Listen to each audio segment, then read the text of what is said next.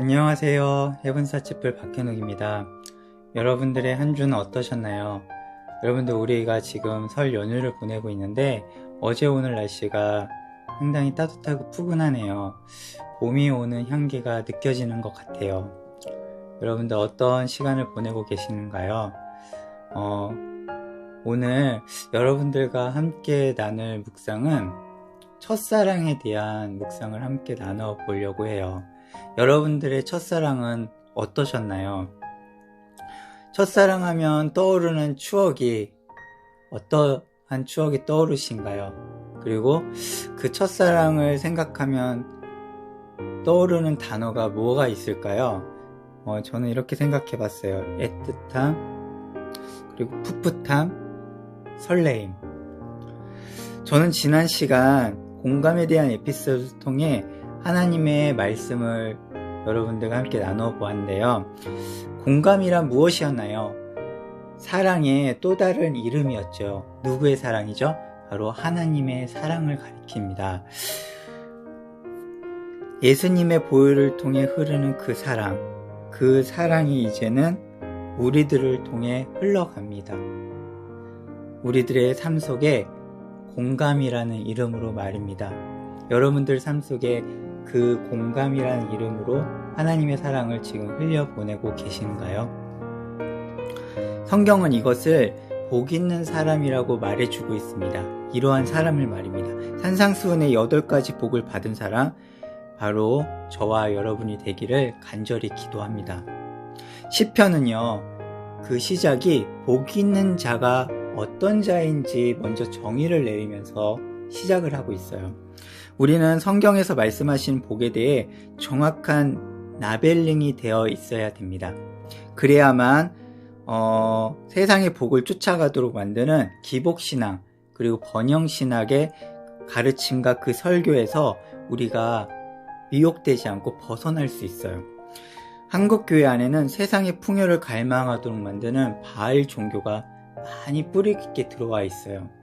물론 여기에 해당되지 않는 교회와 성도님들 그리고 목사님들도 많이 계시지만 그래도 한국교회 안에 그 세상을 쫓아가는 그런 풍요에 대한 그 부분이 있다는 사실을 우리는 부인할 수가 없습니다. 그것이 현실이거든요. 많은 교회 안에서 혼합된 우상숭배의 모습이 지금 많이 보이고 있습니다. 오늘날 기독교가 세상에서 선한 영향력을 발휘하지 못하는 이유가 바로 여기 있습니다. 우리는 오늘 첫사랑을 떠올려보는 시간을 가져볼 거예요. 순수하고 애틋했고 뜨거웠던 그 사랑, 설레임이 가득했던 그 순간을 말이죠. 사람과 사람 사이의 첫사랑은 이루어지기도 하고 아니면 혼자만의 짝사랑으로 끝나기도 하죠. 하지만요, 하나님께서 여러분을 향한 사랑은 끝나지 않는 사랑입니다. 네버 엔딩 스토리입니다. 지금도 그 사랑이 여러분들에게 흐르고 있죠. 하나님께서는 그 사랑을, 그 첫사랑을 먼저 시작하셨습니다. 우리 주님께서 그 사랑을요, 십자가에서 증명하셨고요. 여러분의 그 첫사랑은 어떤 모습이었나요? 아름다운 추억일 수도 있고 지금 생각해도 가슴에 애리는 추억으로 남아있을 수도 있죠. 그 중에서 여러분 짝사랑 해보셨습니까? 짝사랑하는 것만큼 힘든 거 없죠. 왜 짝사랑이 힘든가요? 일방적이기 때문입니다. 사랑은요, 일방통행이 아니라 쌍방통행이어야지 행복한 거죠.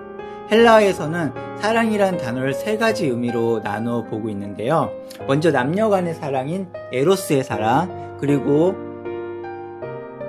친구 간의 우정을 가리키는 필레오의 사랑, 그리고 하나님의 무조건적인 사랑인 아가페의 사랑, 이렇게 3가지로 나눠집니다.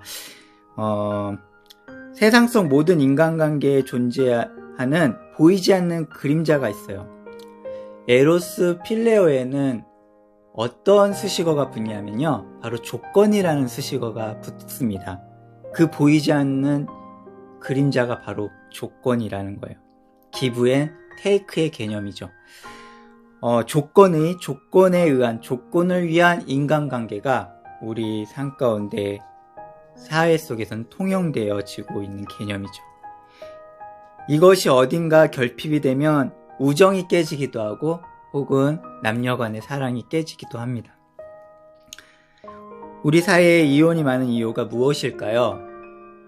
조건이 맞지 않는 거예요. 여러분 생각해 보셨나요? 이 조건이라는 것에 깊은 뿌리를 계속 더듬어 내려가 보면요. 그 뿌리를 찾아가 보면요.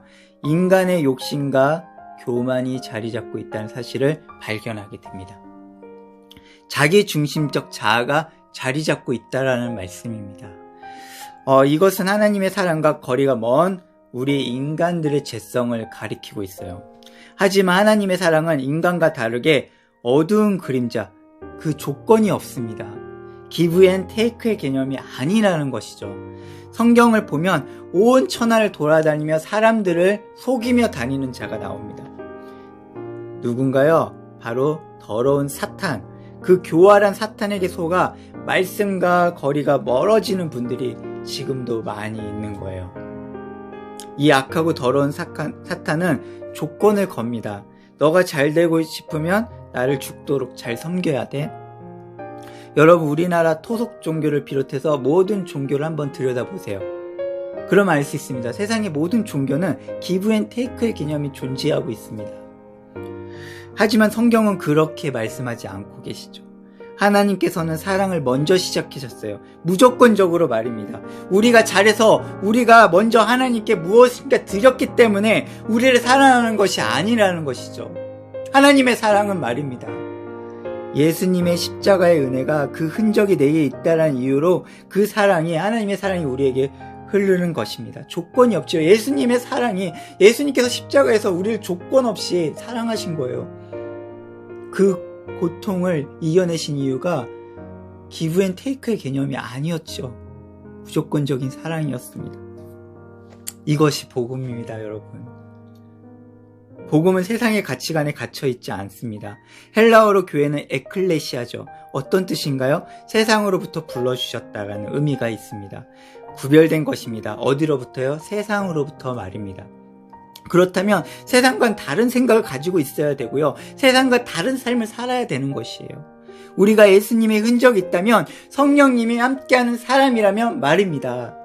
하나님의 사랑이, 그 아가페가 조건 없이 우리에게 다가왔다면 우리의 삶도 그렇게 흘러가야 되는 것이 아닐까요? 손해보는 것 같나요? 그렇게 살면 세상으로부터 도태되는 것 같나요? 미련해 보이시나요? 복음은 세상에서 볼 때 미련한 것이 맞습니다. 하지만 우리 주님께서는 복음에 미련한 것으로 세상을 부끄럽게 하시는 분이시죠. 이것이 복음의 능력입니다. 사랑을 하면 여러분 어떤가요? 사랑하는 사람에게 뭐든 해주고 싶은 마음이 생기지 않으신가요? 나 자신을 희생하면서까지 말입니다.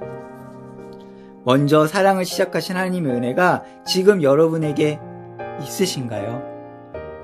우리는 결단해야 됩니다.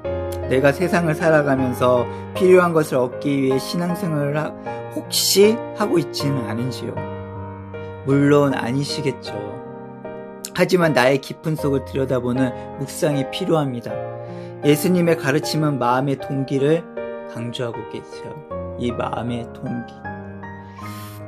우리가 말씀을 위해 사는 이유는 하나님을 정말로 사랑하기 때문이어야만 하는 것이에요. 조건 없이 하나님을 사랑하기 때문에 우리 삶이 하나님께서 원하시는 삶으로 세팅되어지는 것입니다. 이것이 쌍방통행이죠. 사랑의 상호작용을 말합니다. 하나님을 우리가 그 힘든 짝사랑을 하시도록 지금 내가 그렇게 만들고 있진 않은지 생각해 볼 필요가 있어요.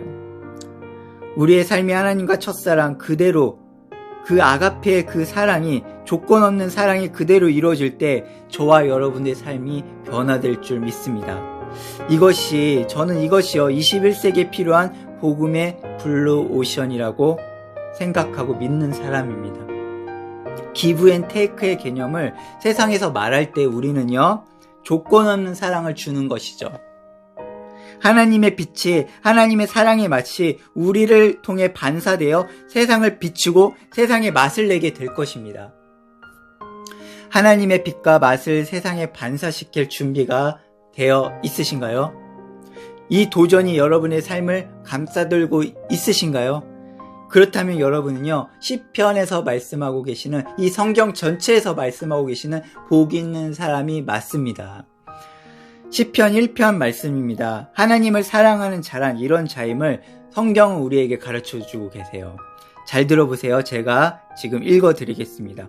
복 있는 사람은 악인의 길을 쫓지 아니하며 죄인의 길에 서지 아니하며 오만한 자의 자리에 앉지 아니하고 오직 여호와의 율법을 즐거워하며 그 율법을 주야로 묵상하는 자로다. 저는 시냇가에 심은 나무가 시절을 쫓아 가시를 맺으며 그 잎사귀가 마르지 아니함 같으니 그 행사가 다 형통하리로다. 악인은 그렇지 않음이며 오직 바람에 나는 겨와 같도다.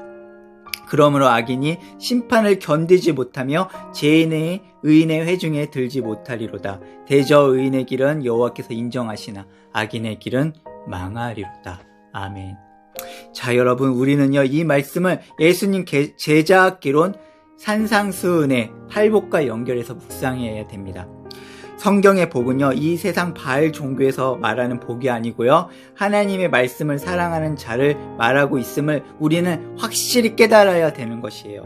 우리 마음에 그것이 확실하게 나벨링 되어 있어야 된다는 말씀입니다. 하나님의 말씀을 사랑하는 자들은 세상의 틀 속에, 그 개념 속에 사는 자들이 아니고요, 그 마음에 하나님의 사랑으로 담은 자들은 하나님의 빛을 내는 자들인 거예요. 다시 말해서 하나님이 그 삶 속에서 나타나는 것이죠. 이것이 성경에서 말하는 열매라고 여러분들에게 말씀드리고 싶습니다. 복 있는 사람, 열매 맺는 자들이죠. 저희 부부는요, 제주도에서 2년간 생활했던 경험이 있습니다. 저희 부부는 바다를 참 좋아해요. 제주도 바다는 동쪽이, 서쪽이, 남쪽이, 북쪽이 각각 그 바다의 아름다움이 다 달라요. 저희 부부는 주반이 되면 제주도의 아름다움을 찾아다니며 하나님을 찬양하고 예배했습니다. 그 추억이 얼마나 아름답게 자리 잡고 있는지 모릅니다. 우리 마음속에요. 제주도의 바다는 정말 깨끗하고 그 색이 이쁘잖아요. 여러분, 바다색에 대한 재밌는 사실이 있는데요. 혹시 알고 계시나요? 서해 바다를 가면 색이 어떻습니까? 좀 탁하죠. 그런데 제주 바다는 색이 보통 에메랄드 빛을 내고 있어요. 그 차이가 무엇일까요? 똑같은 제주 바다인데 어디는 맑고 어디는 투명한 색을, 어디는 어두운 색을 보이고 있는 거예요. 저의 마음에는 궁금증이 생겨났습니다. 왜 그런 것일까? 바다의 색은 바닷물 속에 있는 미생물과 하늘의 색의 영향을 받기도 하지만 가장 큰 이유가 있습니다. 가장 큰 이유가 있더라고요. 바다 밑에 토양의 색에 의해서 영향을 받는다고 합니다. 실제로 똑같은 제주도 바다이지만 하얀 모래가 있는 곳은, 현무암이 있는 곳의 바다색과 하얀 모래가 있는 곳의 바다색이 다르더라고요. 여러분, 저는 여기서 깊은 묵상에 잠기게 되었습니다. 우리도 마찬가지가 아닐까. 내 마음의 밭의 색깔이 나의 삶을 말해주는 것이구나. 내 안에 무엇으로 채워져 있는가에 따라서 내게 비춰지는 모습이 바뀌어질 수 있구나.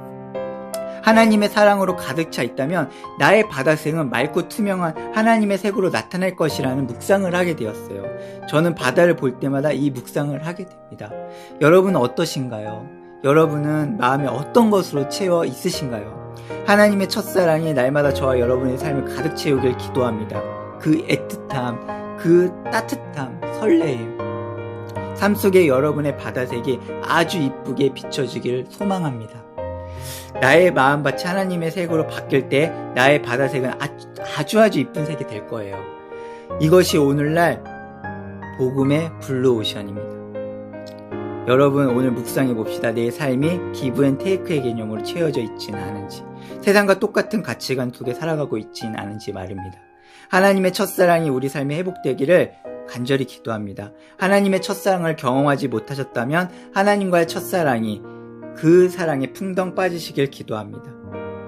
조건 없는 하나님의 사랑, 아가페의 사랑, 그 사랑이 공감이라는 이름으로 내 삶에 흘러갈 때 복음의 능력이 나타날 것이라 확신합니다.